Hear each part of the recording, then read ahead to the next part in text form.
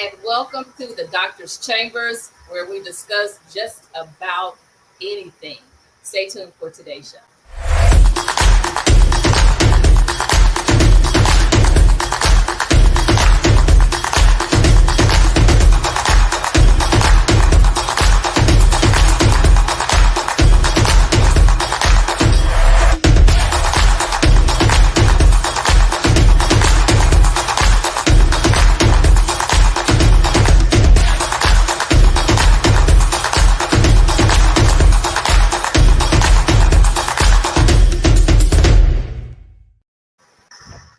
Good evening, panel. Good evening.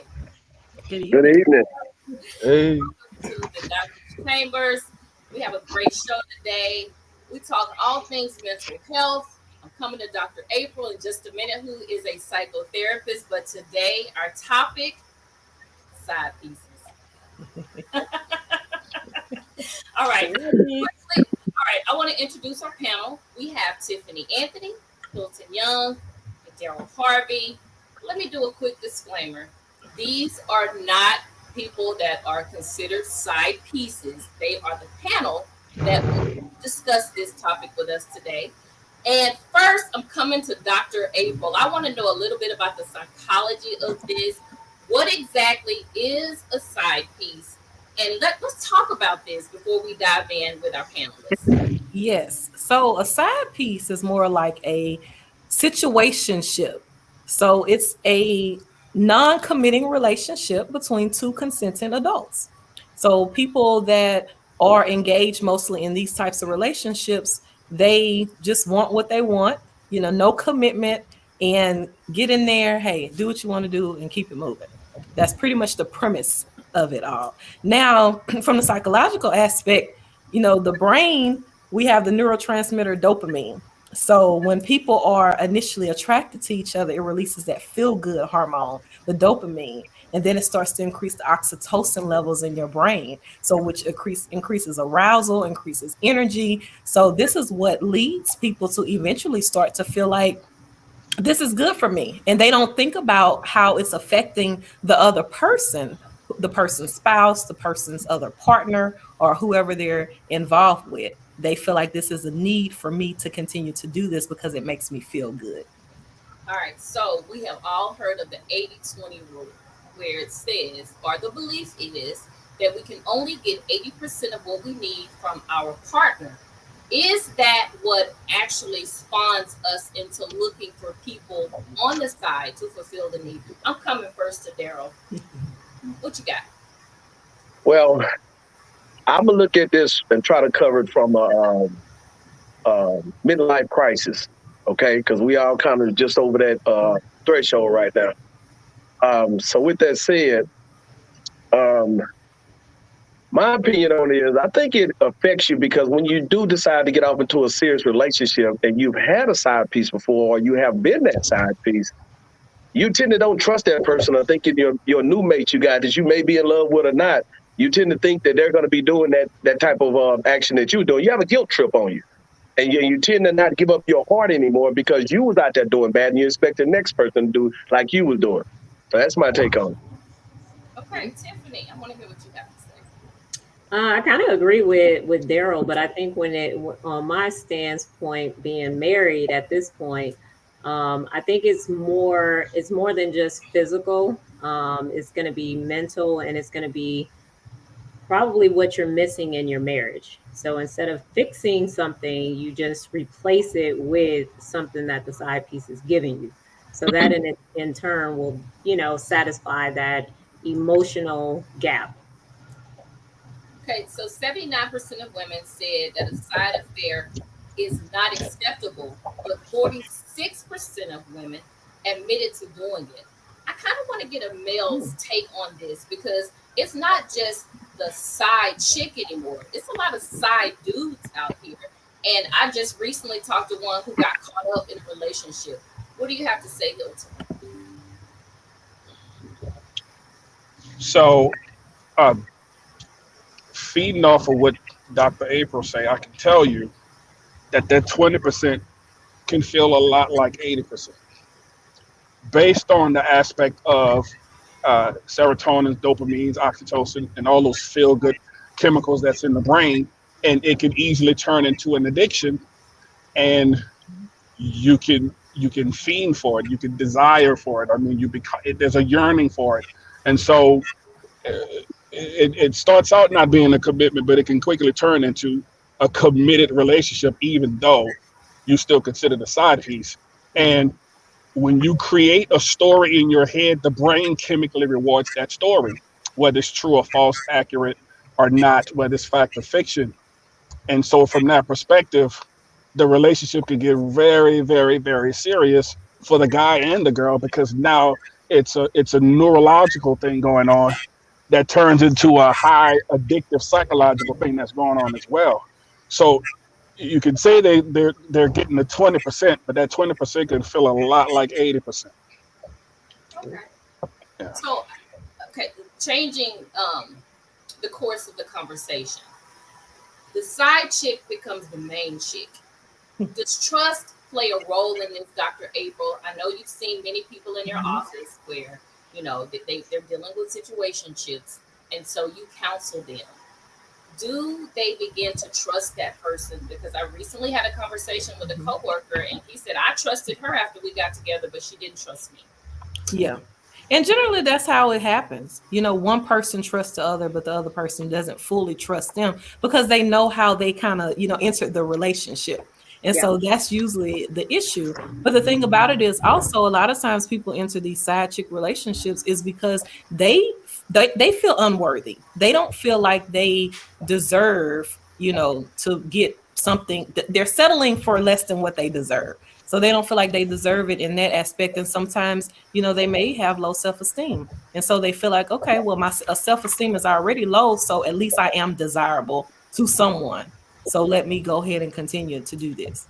Mm-hmm. I know someone who's been a side person, not necessarily to other women, but you're the side person if you're not the main person. That's kind of how I look at it. I don't know. Let me get Daryl's take on that. This guy doesn't have a woman, but he doesn't have a main woman, but he still has a woman over here that's not the actual main squeeze. How, from a man's perspective, can we do that? Again, it kind of piggybacks off of what everyone else has said and what I started when I first had the conversation. And that is this, you know, my opinion, once you engage in that arena, I mean, you just open the door up to a plethora of things that happen, right? And once that addiction hits you, being that side person, or rather she is the side chick, it's an addiction and it's a drive and it's like you guys talk about the dopamine. It's something that's driving you to want that. But now here's my deal is, how do we even get to that point in the beginning? Because we talking about 80 and 20, how do we get to that point? If it's just 20% of what we lacking, I don't think that's the basis of getting a side person. Just my opinion. You're absolutely right, Dara. I think we get to that point because sometimes, you know, you want the thrill of when the relationship first started. So if you've been with your spouse or someone for a long period of time, typically, you know, you are used to that person, you're comfortable. So when this new person comes along, it gives you that feel good feeling of when you first desired and started being in a relationship initially with someone. I love it because I know Tiffany is just like myself. We work out a lot. How big of a role does the physical play?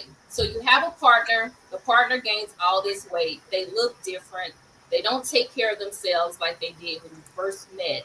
So how big of a role does that play in you saying, you know what, you're not desirable as much anymore because you look different? I know the men have a take on that. Hilton, let me hear from you. Well, the physical is a big thing. I mean, the core of our erotic intelligence is in our eyes. For women, primarily, is with their ears. So we see first, but our secondary source is our ears.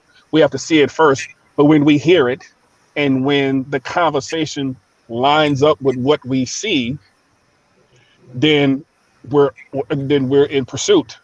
And we have incredibly large egos as men, overinflated, very grandiose egos, right? And once you start boosting that ego, once you start boosting that overinflated, grandiose ego, the addiction becomes even 10 times more than what it is. So I mean, Said a mouthful. Man. yeah, we have incredibly large egos, bigger than the state of Texas, and it's up to the man to be able to manage that ego, or he can be a wild animal and keep having it boosted. And when she's there, she's going to continue to boost that ego. And that's why I say that that 20 can feel like 80, because also the 20% is giving you something that you probably never experienced before. And it catches your attention. So yeah, you're settling for less than what you deserve, but you also experience something that you've never experienced before that also feeds into that high that you have. Yeah. Okay, speaking of high, when I was just doing a little bit of research about this, one of the characteristics of a person that keeps a side chick is a person who is greedy. By greedy, I mean, oh, I like that, I like that, I like that. And I'm not just talking about the males, I'm also talking about females as well. Sometimes we have a little bit of ego as well. Ladies, Yes. I want us to talk about it because at some point, I think, have we all at some point been on the side? Oh yeah. Oh yeah. I can't say I was on the side. At least I didn't know I was on the side if I was on the side. But I would say I was definitely the main chick and I was cheated on. Okay. All right. I like that perspective. Talk about how Like that that. well, speaking of, previous research has also found that men and women cheat at about the same rate, which is about 19 Exactly. to 23%. Be careful now. The perception is that it's mostly men, but women cheat as well. Women just hide it more. Hide it better. Women hide And it do better. it better. Hide it better. And do it a lot better. Yes. We're better. Okay. We're Right. Yeah. Because y'all are smarter than us. Yeah. Okay, so let's shift a little bit. I have some person they're viewing right now. They are the side chick, but really they want to move to either the main chick or they want to move out of the relationship. What do you say to them, Dr. April? I would say move out of the relationship because, I mean, just in my personal opinion and just how things can transpire psychologically for that person. Because if this person is already committed to someone, there's a lot of questions there. So why are they doing this to their wife in the first place or their significant other or whoever that they're committed to? And what are your plans? What are your goals? Eventually, do you want to have something with this person? Is it a possibility? Are they planning on leaving that situation that they're currently in? But if they're not, and you're developing this emotional connection or intellectual connection to them, it's not going to go anywhere from you. And you're going to end up being the one that's hurt. I feel like you should figure out yourself, like, what is it that you want? What is it that you need? Because until you figure that out, you're not going to be able to get to the next step on identifying if being in this relationship is right for you or not. Because there's times where you are the side piece, but the person you're dating is not emotionally attached to their main chick. They're no longer really in that relationship, and they're really just staying in it just for bills. A lot of people can't afford to stay by themselves, so they just stay in a situation. Once they get to that point where they realize who they are, what they really want, then they should make that decision. But most of it is just emotionally driven instead of actually figuring out getting down to the nitty gritty of the issue. So we have a comment, and Shay Manning Fuller says, Halle Berry, Vanessa Williams, Beyonce, these were women that were all cheated on. They're beautiful with great bodies. What do you gentlemen say to that? Because she came from it from a female perspective. She said if your man has a cheating spirit, they're going to cheat regardless. Do you guys agree with that? I agree. Absolutely. Because it's not about the female. She could be doing everything right. Yeah. Beautiful as they come or whatever. It doesn't matter. People cheat because they want to. Absolutely. Gentlemen. Yes. And the person that we're cheating with does not necessarily have to look as good as the person that we're with. When our egos are being stroked, it's more of a psychological thing and you cannot you cannot stroke an ego enough. You can't do it enough. Once you feed the ego, it becomes more hungry than ever. So it's overinflated. You can't tame it. You can only manage it and monitor it. And if you're not a good monitor or manager of your ego, it can be like a wild animal. It can be untamable. So it really doesn't matter how she looks. Yeah, these are beautiful people. I Mhm. mean, but if the woman coming with the right conversation, and she could have no teeth, one leg with a kickstand and still get them. I'm just speaking from a man's And still perspective. getting it, Like yeah. we like our egos to be stroked, and so if she coming with the right game, she still may get us regardless of how good or the lack thereof she's looking. Yeah. But can she keep you though? That's the question. Can she keep you? Probably. No Uh, teeth. You I, said no teeth. you never No, know. no leg. You never know. When it comes from the psychological perspective, you never know, because quiet as is kept, we are just as emotionally attached as y'all are. Quiet as it's kept, I make the argument that we are more emotional than y'all are, and brothers get mad at me, but I don't care. So but we I need that love that. emotional support as well. So it ain't just a physical thing. It's an emotional and a psychological thing with us too. And I think a lot of the times it's overlooked when it comes to us. But we're still it's just as human as anybody else. We have feelings. At the same time, serotonin, dopamines, and oxytocin in our brain, just as women do. Emotional. Now we try to toughen it up with anger. We try to toughen it up with anger, which is emotion that appears to not emasculate us. You know what I'm saying? Or makes us feel like punks, if you will. But still, we're just as emotional. We just use anger to express our emotions. But so you can't dismiss or discount the emotional and psychological attachment that comes along with it too. Quiet as is kept.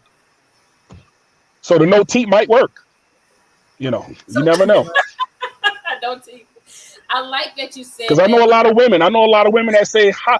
I, a lot of women say, "How in the world Are did y'all he with go out? this? Did Yeah, he that's cheat how. on me with that?" Right. As you were speaking, that's what I was thinking. And Yeah, Mhm. I like that. I really like that. And I just had a conversation with a coworker, and he was a side dude. He initially met this lady, didn't know he was a side dude. When he found out, he had already got really, really tied into the relationship, and he walked away really, really hurt. I like the fact that you pointed out the mental impact of that, because of course this is what we are, a mental health talk show. So I want to speak a little bit more to that. Who's more emotionally impacted by it, the male or the female? Dr. April. I think it's both. It all depends. I have men come to therapy with their wives and wanting to really work it out, and she was just over it. Like she would prefer to be with the other dude, and he was trying every which way. But what that would lead to, is him being really emotionally scarred because he tried. And Yeah, when men are emotionally scarred, they shut down. yeah, So it's like when someone else probably would try to come in to be with him, now his guard is up because he gave his all to that woman and he really wanted to make it work, trying to do counseling and everything, but she just wasn't having it. Wow. I just think that is absolutely insane that you hear that, because you really think about the stereotype of the yeah. woman getting caught up and not the man. And I've actually here recently had an example of that as well. So before we're moving to a close, I have a few questions for you personally. Are there any stories that Wait, you can share that you've been impacted by being the person that was on the side, as well as moving into the conversation of it being problematic? Because sometimes the relationship gets broken up because that other person becomes more like a stalker. And you guys, we've seen movies like that. You get out there and you tangle with somebody, you get in this entanglement, as Jada Pinkett says, and then boom, it blows up in your face. Daryl, I want to hear from you. I think that kind of goes a little bit off of what Tiffany was speaking on earlier, and kind of what we covered on the last show. You ladies and us guys, we know when a woman is crazy.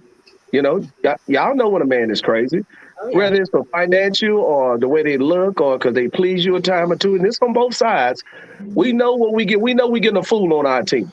and we tend to endure it for as long as we can stand it, and then it becomes chaotic and toxic, and people actually go to jail behind these lustful moments. That's powerful, and they are a powerful entity that we're dealing with. So I just say we have to be careful from the beginning. Like I told y'all last time, we got to put that X up and get rid of quickly. A lot of people got to remember, a good desire becomes a bad desire when it becomes a ruling. So if it's ruling your life, if it's disrupting the things that you're supposed to be doing by focusing on others, yourself, your family, then it just don't need to happen. Wow, good advice.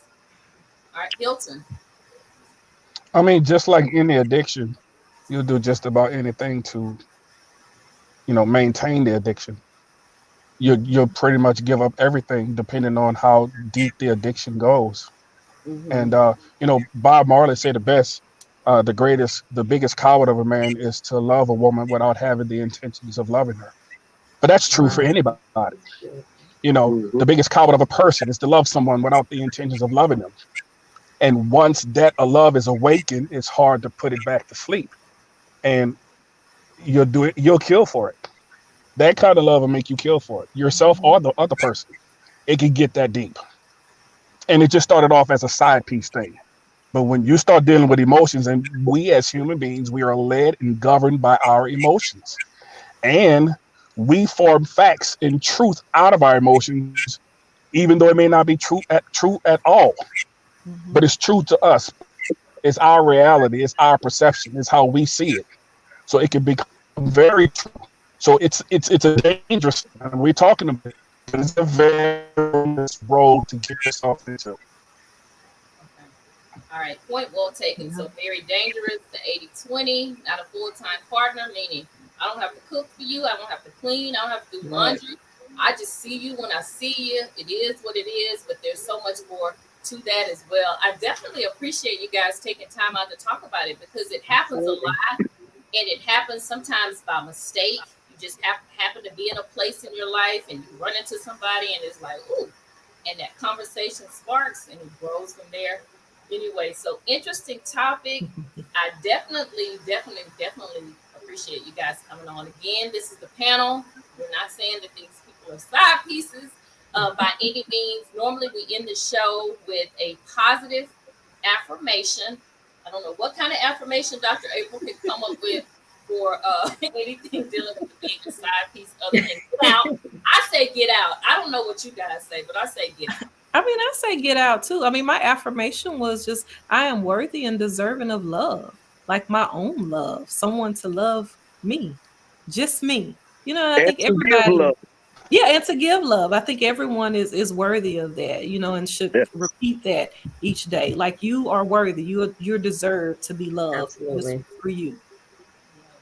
Exactly. I don't like to share anything. Me neither. It is what it is. But again, I definitely appreciate you guys coming on this afternoon. I know everybody's been busy today and going everywhere. So thank you guys. Have a great afternoon.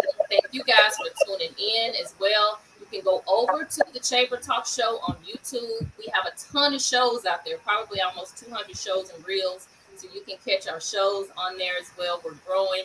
And we'll be back. We also have something coming up, how to become a vegan, if you're interested in that as well. A lot of people. I was a vegan for like 10 years. You should come join us for that show as well. That's coming up. Okay.